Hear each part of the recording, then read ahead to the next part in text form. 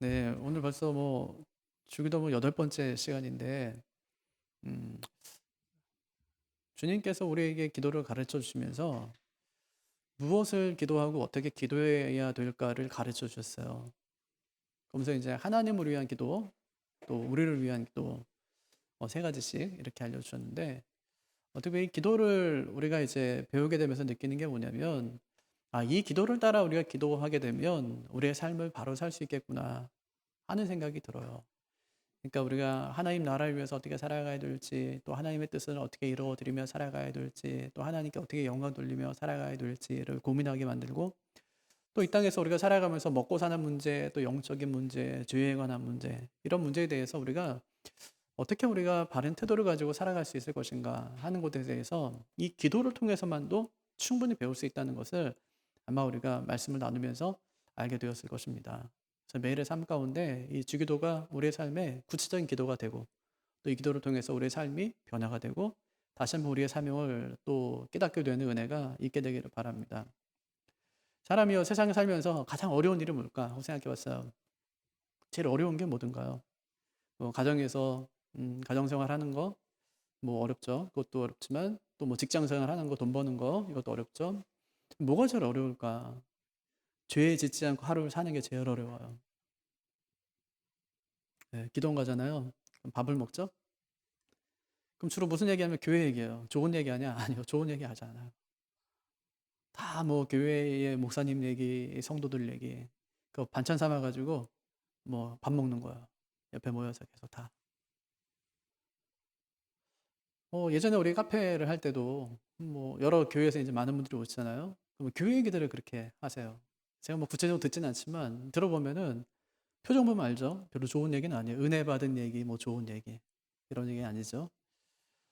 그래서 제가 기도원 갈 때마다 느끼는 게 있어요.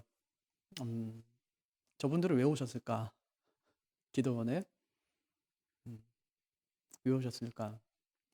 왜 기도원까지 오셔서 왜 저렇게 하실까? 싶은 생각이 많이 들었어요.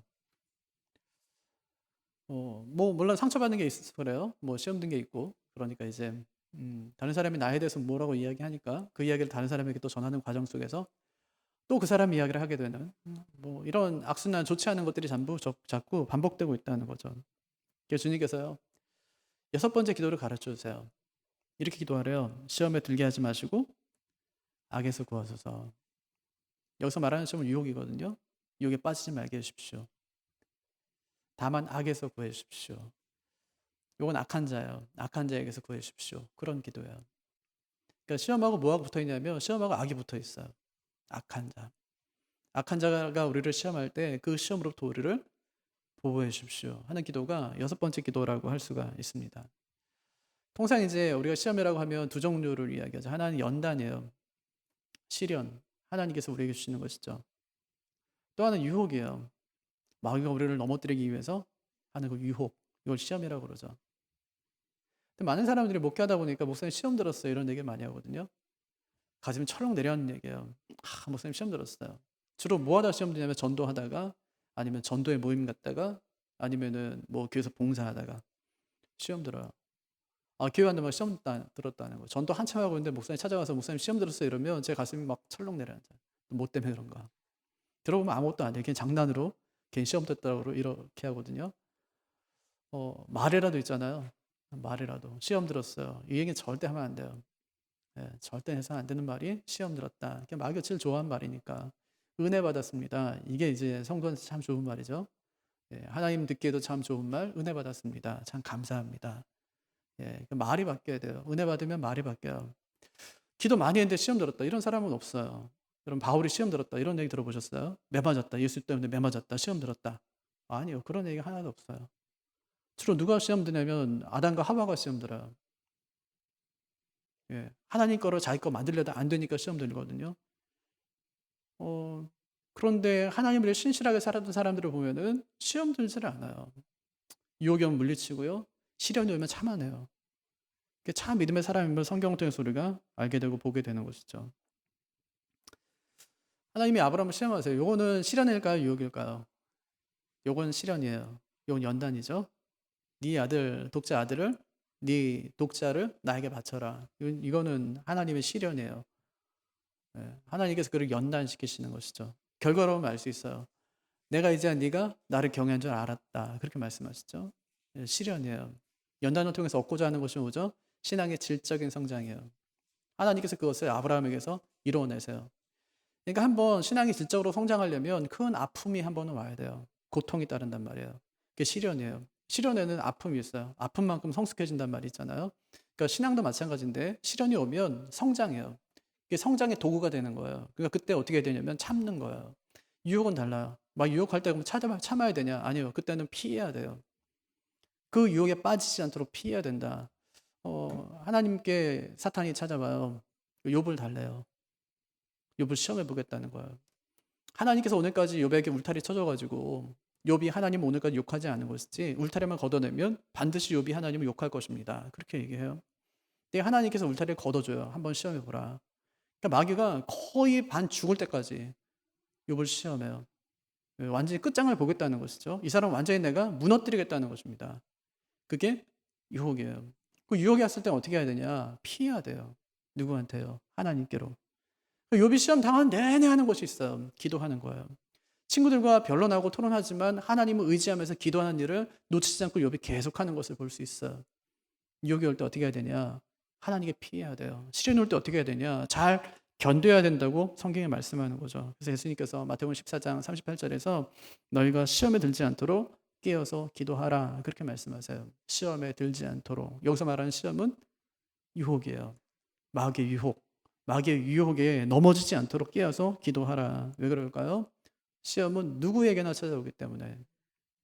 주님께서 시험으로 기도하래요. 시험이 오지 않게 해주세요가 아니에요. 시험에 빠지지 않게 해주세요 하고 기도하라고 말씀하세요. 자전거 타시죠? 아니 달리기 하시나요? 막 달리기 했어요. 한강 나가서. 제가 했다는 얘기는 아니고 저 해본 적도 없고. 네, 달리기 해요. 그럼 공기의 저항을 막 받는 거예요. 달리기를 잘하는 사람이든지 못하는 사람이든지 속도가 어떻든 상관이 없어요. 달린다면 누구나 공기의 저항을 받아요. 바람을 맞는 거죠. 이 땅을 살아가면 누구나 시험을 당해요. 살지 않으면 모르지만 산다면, 살아있다면, 생명이 있다면, 세상을 누군가와 함께 더불어 살아간다면 누구나 시험을 당하게 된다는 말이에요. 이건 피해갈 수가 없어요. 그러니까 시험이 오지 않게 해주세요. 이건 맞지 않아요. 숨 쉬지 않겠습니다. 그건 똑같죠. 공기를 저한테 허락해 주십시오. 저한테만 이럴 수는 없잖아요.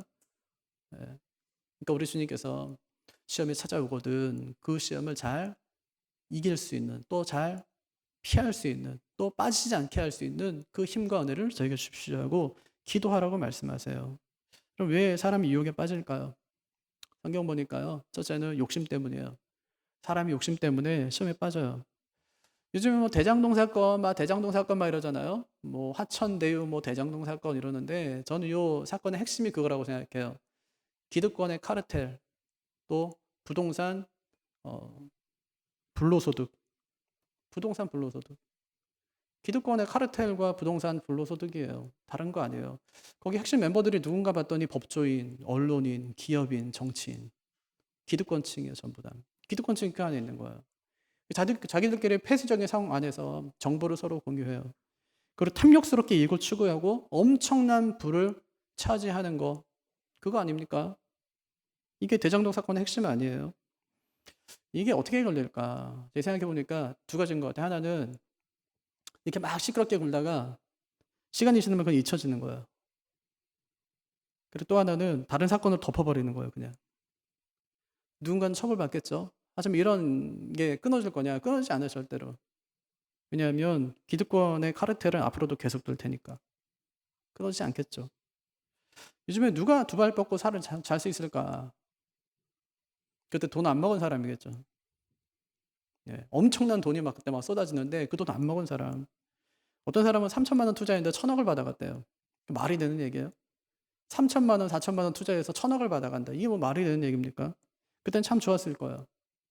아니 회사 5년쯤 다니고 한 50억쯤 받으면 얼마나 좋겠어요. 그런 회사가 어디 있어요? 아무 일도 없는데 그렇게 해줬다. 뭐 이건 있을 수 없는 얘기 아닙니까? 아마 지금은 죽을 맛일 거예요. 그러니까 나중에 문제 생길 일을 하지 않는 것이 가장 좋다. 예. 먹고 탈나는 거 그건 절대로 먹지 말아야 된다는 거예요. 시험에 대해 두 가지를 이야기합니다. 하나는 연단이에요. 연단 어떻게 하자고요? 잘 참는 거예요, 그때는. 또 하나는 유혹이에요. 어떻게 하자고요? 피하는 거예요. 가장 좋은 방법은 뭐냐? 유혹에 찾아오면 가장 좋은 방법은 뭐냐? 그 자리를 떠나는 거예요. 그냥 피하는 것입니다. 이것과 관련된 구절이 야고보서 1장 12절에서 18절이에요.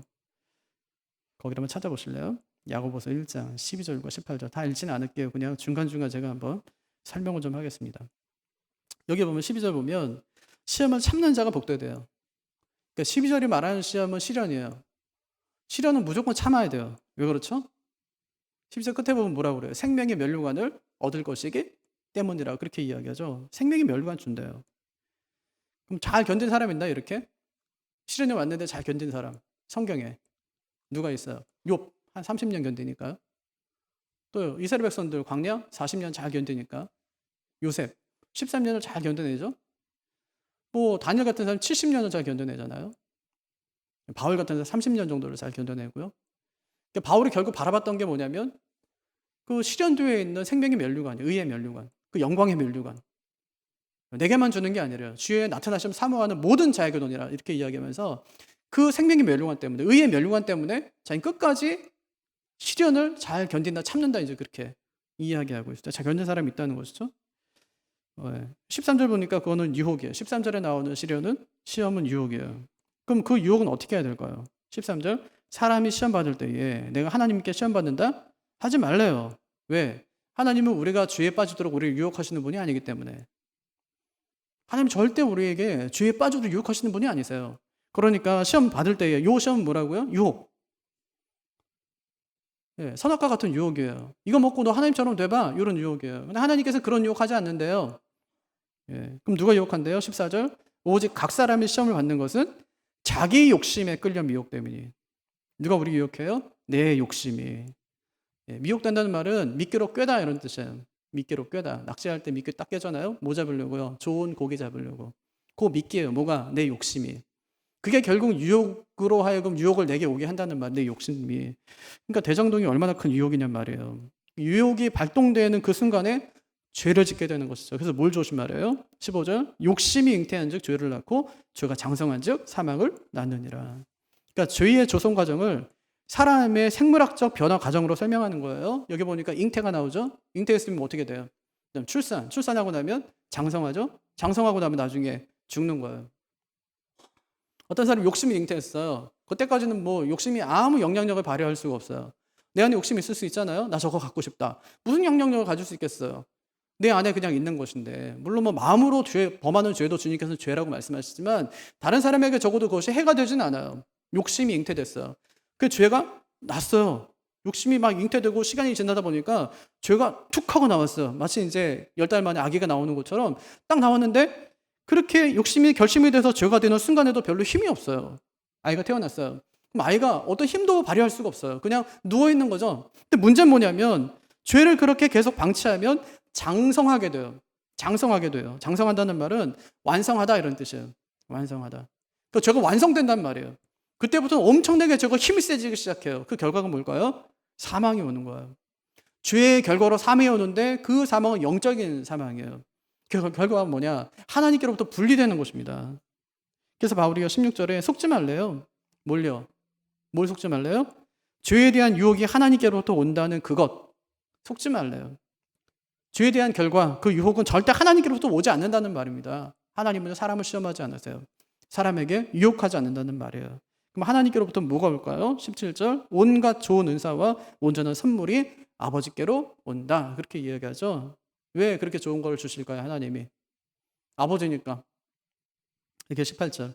그가 그 피조물 중에 우리로 한 천 열매가 되게 하시려고 자기의 뜻을 따라 진리의 말씀으로. 진리의 말씀 뭘까요? 예수님. 진리의 말씀으로 우리를 낳으셨느니라. 그러니까 시험이 어디서 와요? 하나님께로부터 오는 것이 아니라 성경이 뭐라고 그래요? 네 욕심에서 온다. 그렇게 말씀하세요. 시험이 유혹이 어디서 온다고요? 네 욕심에서 온다. 조금 더 가지려고. 죄 짓는 거예요. 받지 말아야 될 것을 받는 거예요. 먹어서는 안 되는 것을 먹는 거죠. 그럼 반드시 그 뒤에 탈이 나게 되어 있다는 것을 말씀하고 있는 거예요. 조심하래요. 디사이플십 저널이라는 잡지가 있어요. 거기에서 한 설문조사를 했어요. 당신은 어떤 시험에 가장 잘 빠집니까? 했더니 1위부터 5위까지가 뭐냐면 1위가 뭘 것 같아요? 어떤 유혹에 가장 많이 빠질 것 같아요? 사람이. 돈이에요, 돈. 돈. 두 번째는 교만. 우리가 힘이 없을 때는 겸손해요. 근데 겸손한 건 뭐냐면 힘이 없어서 그래요, 사람이. 힘이 있으면 그때부터 사람이 교만하기 시작하는 거예요. 세 번째는 이기주의, 또 게으름. 마지막은 분노의 쓴뿌리, 이런 것들이에요. 이런 것들에 그런 유혹에 잘 빠집니다. 그럼 도대체 언제 그런 유혹에 빠집니까? 하고 물었어요. 그랬더니 대부분 하나님과의 관계가 멀어질 때, 그때 이런 유혹에 많이 빠집니다. 대답했어요. 그러니까 뭐 조심해요? 욕심 조심하고, 또 하나는 하나님과의 관계가 멀어지는 것 조심해야 된다는 말입니다. 그래서 우리가 유혹에 빠지는 첫 번째 이유가 욕심이라고 했어요. 그럼 두 번째는 뭘까요? 두 번째는 사탄이에요. 첫 번째는 내 욕심, 두 번째는 사탄. 13절. 우리를 시험에 들게 하지 마시옵고 다만 악에서 구하시옵소서. 그러니까 우리를 시험에 들게 하는 그 배후에 뭐가 있다는 겁니까? 악이 있다는 거예요. 악. 근데 그 악의 실체가 뭘까요? 악을 뜻하는 헬라어 단어가 포네론이거든요. 뒤에 온이 붙었어요. 그러니까 론이 온이 붙은 거죠. 영어에도 보면은 이게 명사 중에 무슨 남성 명사, 여성 명사, 중성 명사 있죠. 근데 헬라어도 똑같거든요. 남성형이 있고 여성형이 있고 중성형이 있어요. 근데 온은 중성형이에요. 그래서 온이 만약에 그 악에 붙는다면 그냥 추상적인 악을 지칭하는 거예요. 어떤 실체는 없어요. 하지만 악이 존재하는 거죠. 하지만 여섯 번째 강구에서 그 악은 남성 명사 뒤 끝에 어미에 붙는 오스가 붙었어요. 그럼 이건 추상적인 악이 아니라 구체적인 악의 실체가 있다는 거예요. 그래서 이것을 다시 번역하면 다만 악한 자에게서 구하소서 이렇게 돼요. 그 악한 자는 누굴까요? 사탄. 예, 사탄. 사탄에게서 구하소서 그런 말이죠. 여러분 사탄이 성경에 보니까 미혹하는 자래요. 누누이 이야기하는 게 뭐냐면 사탄은 미혹하는 자다. 너희를 넘어지게 하는 자다. 누누이 이야기합니다. 요한계시록 12장 9절. 큰 용이 내쫓기니 곧 옛뱀 곧 마귀라고도 하고 사탄이라고도 하며 온 천하를 꿰는 자라. 고린도후서 14장 15절. 사탄도 자기를 광명의 천사로 가장하나니 그렇게 얘기했어요. 그러니까 온 천하를 꿰는 자다. 천사도 자기를 광명의 천사로 가장한다. 그리고 이제 주님께서 이제 뭐 이거예요. 예수님께서 이제 마지막 유월절을 보내기 위해서 제자들을 마을로 보내요. 먹을 거 좀 구해오래요. 장소도 좀 구하고. 근데 그때 가룟유다가 뭐 하냐면 대제사장이 있는 종교 지도자를 찾아가가지고 예수님을 팔 궁리를 해요. 막 딜을 하는 거예요. 얼마 줄래? 이러면서. 은 30에 이제 팔기로 결정을 해요. 그리고 이제 최후의 만찬이 시작되는 거예요. 예수님께서 아셨어요. 누가 자기를 팔지. 요 얘기를 쭉 하신 다음에 뭐라고 이야기하시냐면 누가복음 22장 31절 32절을 보면 사탄이 너희를 밀가부르듯 하려고 요구하였으나 밀가부르듯 한다는 말은 체질한다는 거예요. 그러니까 마귀가 우리를 마구 흔들어 댄다는 말이죠. 마치 욥을 흔들어 댄 것처럼. 뭘 흔들었어요? 욥의 소유를 갖다가 막 다 없애가지고 욥의 소유를 돈을 막 다 흔들었어요. 욥의 자녀들 막 가족들을 갖다가 막 다 흔들었어요.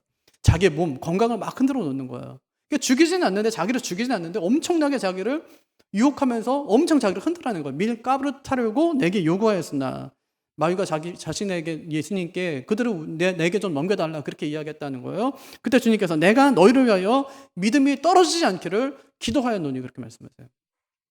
마귀가 지금 뭐 한다는 거예요? 베드로는 이렇게 이야기해요. 5장 8절 너희 대적 마귀가 오는 사자와 같이 두루다니며 삼킬 자를 찾는다 그렇게 이야기하죠. 삼킬 자를 찾는다. 그러니까 주님께 계속 요구하면서 삼킬 자를 찾는 거예요. 주님 저 사람 나한테 좀 맡겨보세요. 내가 한번 시험해 볼게요. 내가 한번 흔들어 볼게요. 그래도 믿음이 있는지 내가 한번 완전히 흔들어 놓을게요. 다 맡겨보세요. 그렇게 한다는 겁니다. 그러니까 사탄이 뒷짐지고 지금 놀고 있지 않다는 말이에요. 그러니까 어떻게 하래요? 정신 차리래요. 정신 차려라.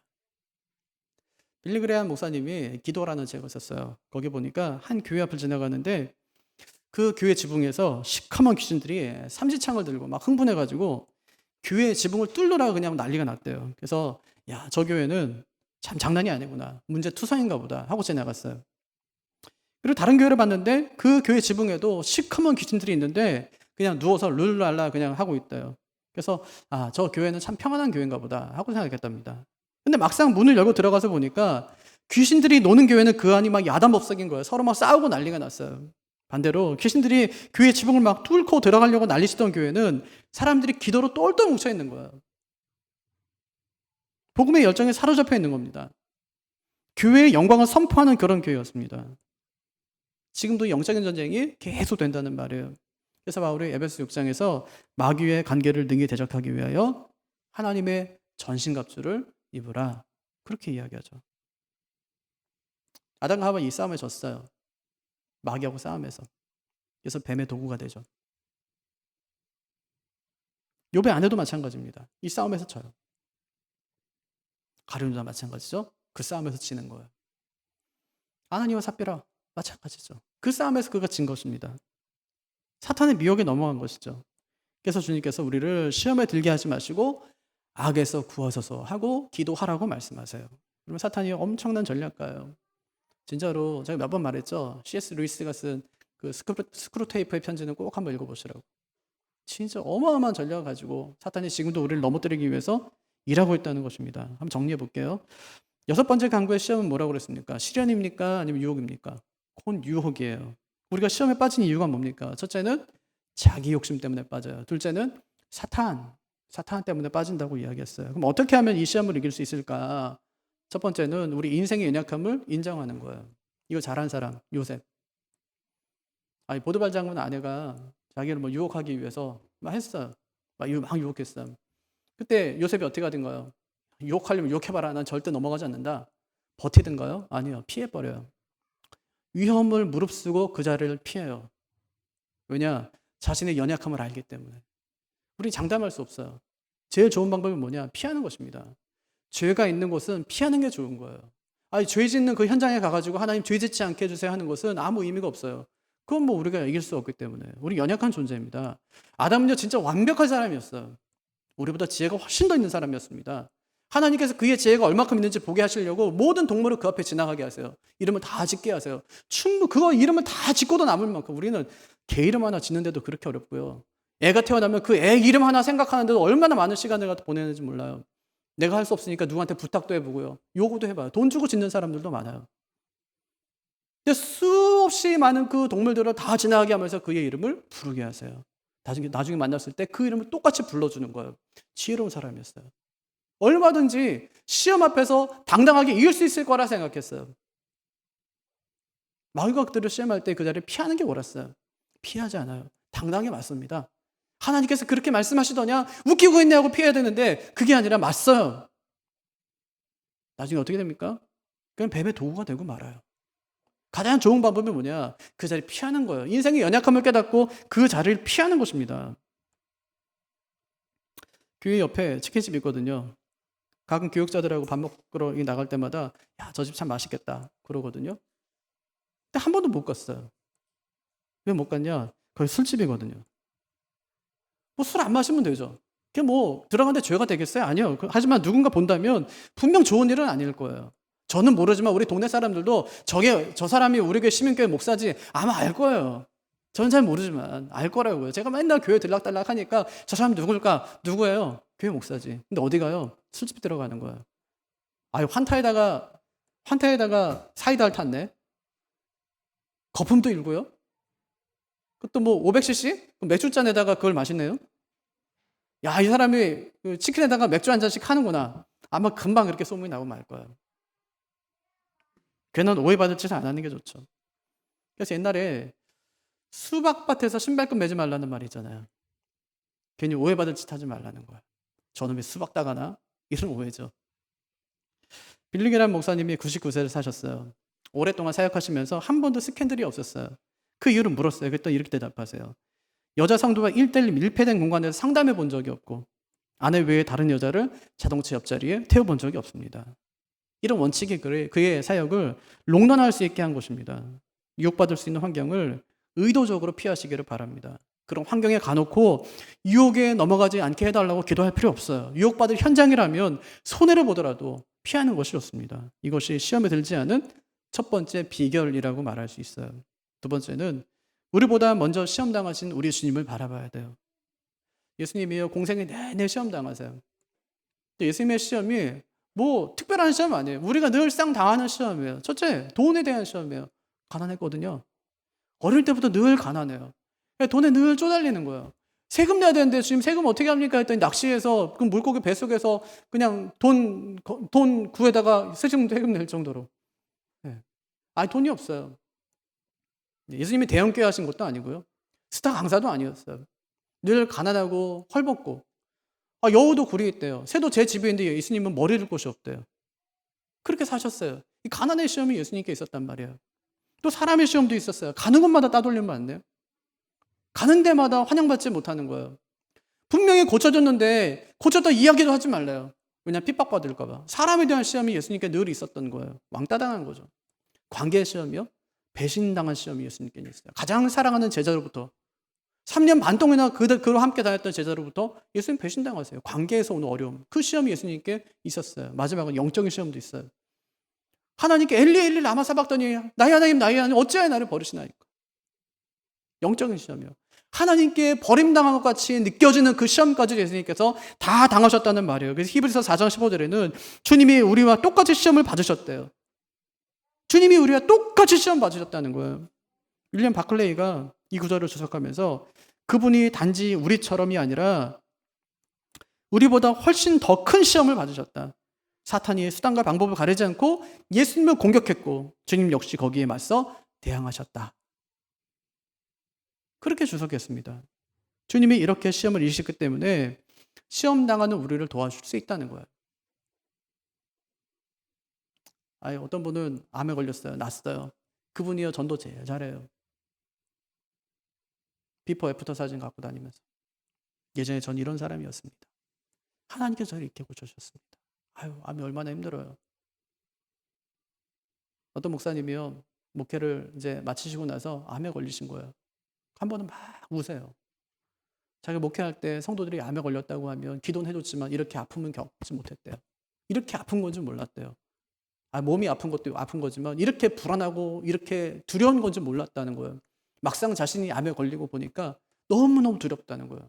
그때 성도들에게 더 깊이 기도해 주지 못하고 그다음에 더 깊이 이해하지 못한 것에 대해서 자기가 많이 회개하노라고 그렇게 말씀하시더라고요. 오프라 윈프리 스가 어느 날 그 성폭행에 관한 주제를 가지고 톡쇼를 했어요. 성폭행을 당한 피해자들이 나와서 자신들이 당한 끔찍한 일들에 대해서 막 이야기했어요. 오프라가 눈물을 흘리면서 막 그 이야기를 다 듣는 거예요. 그리고 일어나서 한 여성을 껴안고 울기 시작했어요. 자신에 관한 이야기를 하는, 자신은 어렸을 때부터 이 성적인 학대를 당하고 14살에 임신해서 이 조수관을 낳다가 아이가 죽었다는 이야기를 막 했어요. 그리고 그녀를 안고 이렇게 말했어요. 나는 너의 아픔이 무엇인지 안다. 나는 너의 아픔이 무엇인지 안다. 그 자리에 있던 사람들과 방송을 보던 모든 사람이 다 눈물을 흘렸습니다. 오프라는 자신이 겪은 아픔과 슬픔으로 이제는 다른 사람을 위로하고 격려하는 삶을 지금 살고 있는 것이죠. 그냥 그렇게 이야기해요. 아픔이 사명입니다. 눈물이 사명입니다. 남보다 하나 더 가졌다는 것이 그것이 사명입니다. 그렇게 이야기해요. 오늘 주님이 하는 말도 똑같습니다. 나는 너의 아픔이 무엇인지 안다. 그렇게 말씀하세요. 왜냐? 예수님께서는 우리가 당해야 되는 모든 시험을 다 당하셨기 때문에. 그러니 시험 당할 때 나보다 먼저 시험 당하신 그 주님을 바라보시기를 바랍니다. 거기서 위로를 발견하시기를 바랍니다. 마지막 세 번째는 시험 당할 때 기도하는 거예요. 첫째는 인생 연약함 깨닫는 거죠. 두 번째는 나보다 먼저 시험 당하신 예수님을 바라보는 것이죠. 세 번째는 시험 당할 때 기도하는 것입니다. 주님은요 큰일을 앞두고 항상 기도하세요. 공생의 앞두고 기도하세요. 제자들을 부르시기 전에 밤새도록 기도하세요. 십자가를 지기 전날 밤 밤새도록 주님께서 기도하세요. 큰일을 앞두고 기도하세요. 아니 주님이 그렇게 기도하셨다면 우리는 얼마나 더 기도해야 될까요? 큰 시험을 당하면 참 이상하게 사람은 신앙의 미천이 다 드러나요. 회사를 경영하다가 회사가 위기가 왔어요. 여태까지는 건강을 자신하며 살았는데 갑자기 건강에 이상이 왔어요. 그러면 신앙의 미천이 드러나는 거예요. 신앙이 그냥 벗겨진 채 그냥 드러납니다. 그때 시험을 이길 수 있는 비결이 뭔가? 그것이 기도하는 것입니다. 찰스 스펄전 목사님이 강단에서 이렇게 기도하셨어요. 주님, 저희에게 인내할 힘을 주십시오. 저희 중에 어떤 이는 건강이 회복되기를 원합니다. 하지만 저희 뜻대로가 아니라 주님 뜻대로 하시고 주님의 뜻에 합당하면 그를 치료하여 주십시오. 어떤 이는 고난에서 벗어나기를 구합니다. 이건 역시 주님 뜻대로 이루어지기를 원합니다. 어떤 사람은 이렇게 할 거예요. 목사님 그게 기도가 뭡니까? 이루어달라고 해야지. 왜 주님 뜻이 거기서 나옵니까? 라고 할지도 모르겠어요. 주님 저 사람의 병을 고쳐주십시오. 저 사람의 고난을 좀 빨리 피할 수 있도록 해주십시오 하고 기도하는 것이 맞지 않습니까? 할 수 있을지 모르지만 조금 은혜를 경험한 사람은 이 기도가 바른 기도임을 알 수가 있습니다. 여러분, 우리가 시험 당할 때 해야 되는 기도는 이 시험을 통해서 하나님의 뜻이 드러나는 것입니다. 아마 가정에 큰 어려움이 닥친 가정들도 있을 거예요. 그런 가정이 있으시면 왜 이런 시험이 찾아왔는지 기도로 한번 물어보시기를 바랍니다. 깨달아야 돼요. 이 시험이, 지금 내게 온 시험이 유혹인지 아니면 시련인지. 유혹이라면 빨리 피해야 하고 그 자리를 박차고 나요. 마틴 루터가 종교개혁을 일으키면서 정말 많이 힘들었어요. 이단이라고 그러니 다 죽이려고 하니까. 그때마다 하루에도 12번씩 그만둘까 하는 생각이 들었어요. 그만둘까, 도망칠까 하는 생각이 들었어요. 그런 생각이 들 때마다 잉크병을 병에다 집어던졌대. 사탄아 물러가라고. 환경에서 벗어나는 거예요. 악한 생각이 들 때. 그때 이 악한 환경을 깨트릴 수 있는 방법이 뭐냐? 잉크병을 던지는 거예요. 분위기를 전환시키는 겁니다. 그 자리에서 일어서는 거예요. 분위기를 전환시키는 것이죠. 유혹에 빠지지 않는 거예요. 근데 만약에 내가 지금 당하는 시험이 시련이다 그러면 잘 참으셔야 돼요. 참고 견뎌내야 돼요. 이겨내야 돼요. 왜냐? 그러면 생명의 면류관이 내게 주어질 것이기 때문에. 주님의 영광 때문에 내가 지금 이 시련을 당한다면 이겨내야 됩니다. 하지만 그렇지 않고 마귀 유혹 때문이라면 그 자리를 빨리 떠나는 것이 좋아요. 말씀을 정리하겠습니다. 시험 앞에서 우리가 반드시 확인해야 될 것이 두 가지가 있어요. 첫째는 지금 찾아온 시험이 시련인지 아니면 유혹인지 구분하는 거예요. 두 번째는 시련이라면 잘 견디고 유혹이라면 반드시 물리치는 것입니다. 그럼 어떻게 알 수 있냐? 유혹은요, 욕심을 따라 움직여요. 욕심을 따라. 그리고 사탄의 전략에 따라서 움직이는 것이 그것이 유혹입니다. 그 유혹을 이길 수 있는 방법이 뭐냐? 인생의 연약함을 인정하는 거예요. 주님, 저 연약합니다. 연약한데 왜 버티고 있어요? 죄질의 환경이 왜 버티고 있냐? 연약한데. 일어서야죠. 피해야죠. 상황을 전환시켜야죠. 두 번째는 우리보다 먼저 시험 당한 주님을 바라보는 것입니다. 그리고 세 번째는 기도하는 거예요. 우리 앞에 닥친 시련을 통해서 우리의 신앙도 욥처럼 질적인 성장을 하게 되기를 바랍니다. 인생의 시련 앞에서 더욱 주님 바라보며 살아가는 우리 모두가 되기를 주님의 이름으로 축복합니다. 예, 자리에서 일어나셔서 우리 함께 찬양하도록 하겠습니다.